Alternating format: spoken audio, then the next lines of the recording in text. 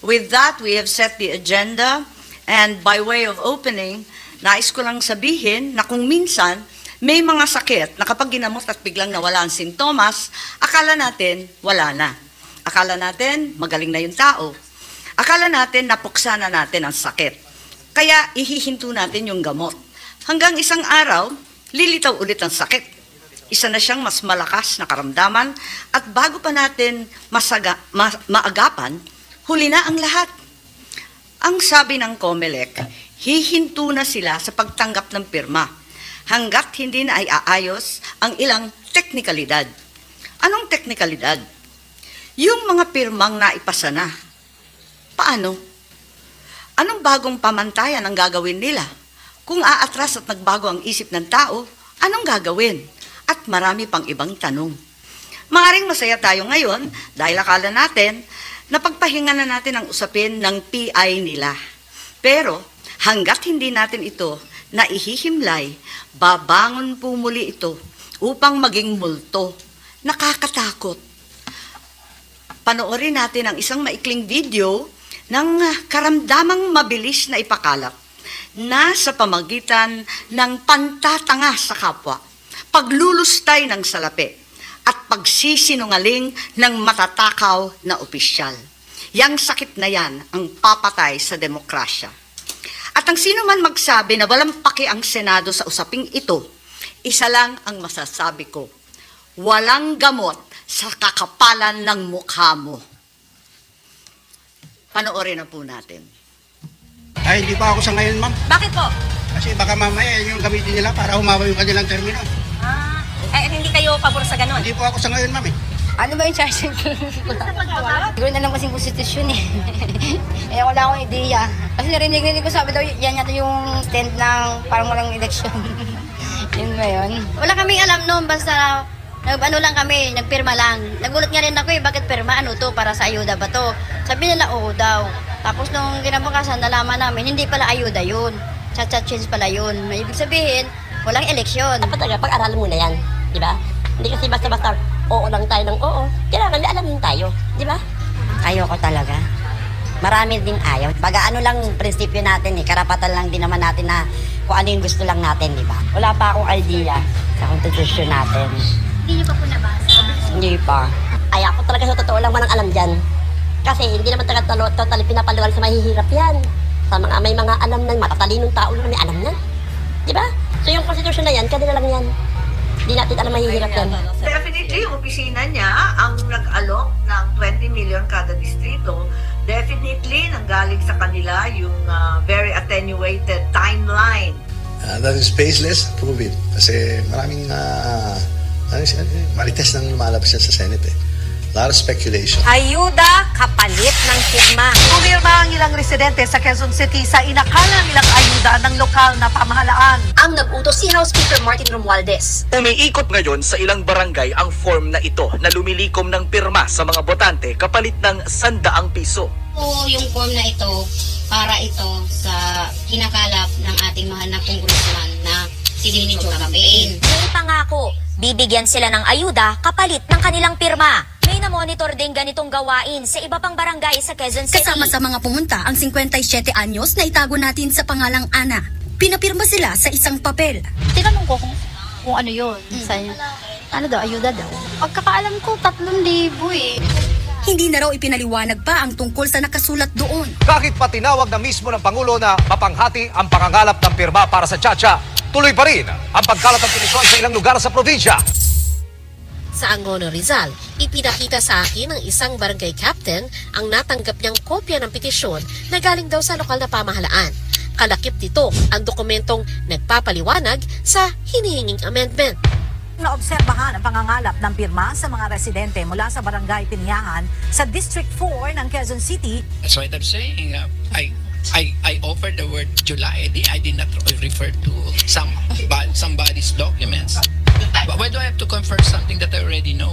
Ang nag-utos si House Speaker Martin Romualdez. Sana, yung mga kaibigan natin sa Senado, imbis na kung anong pinag-uusapan, keso PI, keso RBs, tapusin na lang yung trabaho nila. Tutukin na lang yung trabaho nila.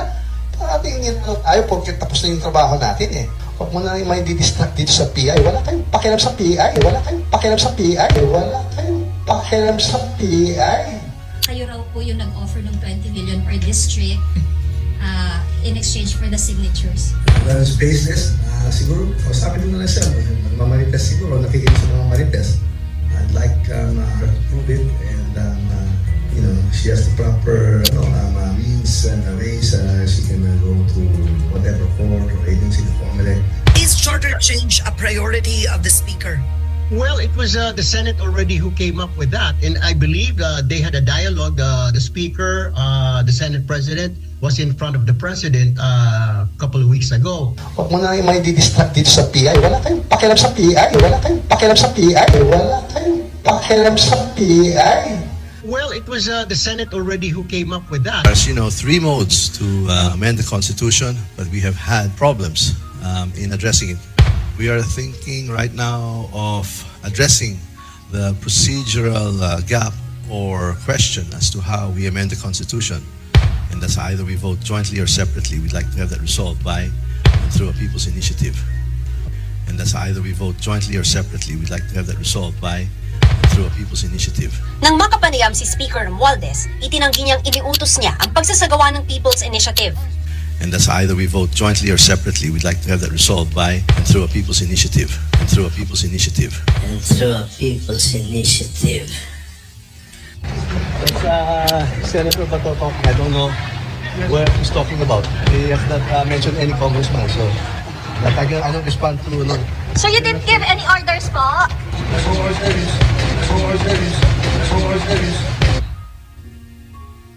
Si Senate Majority Leader Joel Villanueva nanawagan naman sa publiko na i-report ang mga umano'y suhol kapalit ng pirma para sa charter change. Sa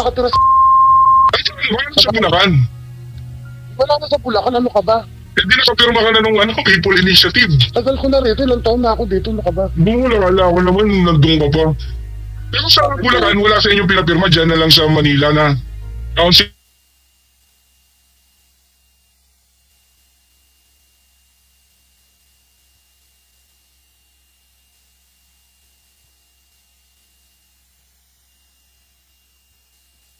Sa Bulacan. Wala na sa Bulacan, ano ka ba? Hindi nakapirma ka na nung People Initiative. Tagal ko na rito, ilang taon na ako dito, ano ka ba? Wala ako naman, nandun ka pa. Pero sa Bulacan, wala sa inyong pinapirma, dyan na lang sa Manila na council na nagpapirma. Council lang ang mga may pera yun, ano ka ba? 2,000 rin yun. Magkano? 2,000. Oo. Pero yung 2,000 mo, palit noon, kalahating kabang bigas, bibilin mo rin sa kanila, 950 plus mo. Matitira sa'yo 1,050. Tangina yan. Walang kahirap-hirap. Pero make sure lang talaga, pipirma ka dun sa gusto nila. Oo, so ganun lang. Tangina, pwede naman nilang bigay yung 2,000 tsaka yung bigas. Pwede, alam mo naman ng gobyerno, ang mga kagaya niya, ang congressman galing yon kay Abante. Tapos, anong wala namang sinabi. Basta sabi, ayun lang, mag-aantay daw. Tapos, anong kapalit niya? Ayun, sabi, ayuda. Kasi nung huli, merong pabigas, may mga grocery. May cash? Wala namang nabanggit kung may mga cash na ganyan. Ang sabi lang, ayuda. Ayun, ganun lang. Pumirma ba ako, pero hindi naman nila pinagawa kung ano yung sabihin ng... May pinirma, hindi mo alam kung ano yung pinirma. Hindi ko alam talaga. Saan yun? Sa charter change? Wala. Ba't ano ba ang sabi sa'yo? Sabi sa akin, pirma ka lang dito. Paano? May matatanggap ka ng ayuda na 2,000. So, pumirma ako, pumunta ako sa kinunuklasan, pinatanggap ako, kaya nga ako may pera ngayon. Okay. So, ganun ang offer nila. Ito ho yung People's Initiative form na natanggap namin upang ipapirma sa mga tao dito sa Tuguegarao City, Cagayan Valley. Ang tita ko ho ay nakatanggap ng mga form na ito at inutusan na ipapirma dito sa amin.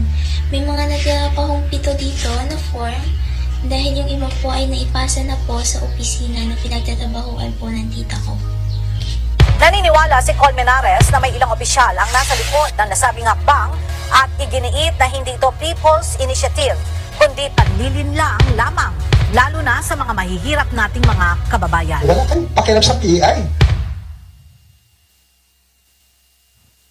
Okay, maraming salamat at sana naliwanagan tayo sa panlilinlang at kasinungalingan. So, Umani naman ito ng iba't ibang reaksyon mula sa ating mga netizens. Ayon kay Eddie Villagracia Aladad, kahit anong gawin natin, tama talaga si Tatay Digong na may kasabwat si Tambaluslos. Pahayag naman ni Matthew Jaso, umamin na si Mr. Onyate na nakipag-ugnayan siya kay Speaker, so di na kailangan na mag-deny pa si Tamba na di niya alam. At ito naman ang saloobin mula sa ating kababayan na si Liz Kai Cabanyog Katong, akala ni Romualdez na magtatagumpay siya, good job Senator Amy. Mga kababayan, feel free to comment below para maglabas ng saloobin sa balitang ito.